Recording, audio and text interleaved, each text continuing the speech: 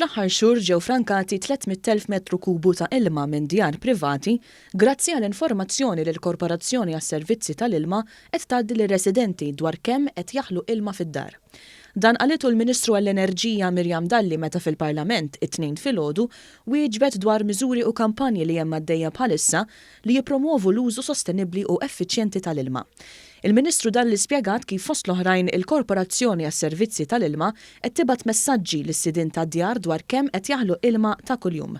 Xi ħaġa li evidentament qed tħalli r-riżultati mixtieqa. Dawn l-intelligence alerts huma biss eżempju żgħir ta' dak ix-xogħol li qegħdin nagħmlu s'issa intbagħtu mal-20,000 SMS lil klijenti li waslu biex jiġu frankati xejn anqas minn 300,000 metru kubu ta' ilma li kien qed jinħela minn dawn il-klijenti. Il-Ministru Dalli fakkret ukoll fil-kampanja l-ilma ibda minnek illi qed tagħti apparat domestiku li jaħli ferm anqas ilma lir-residenti.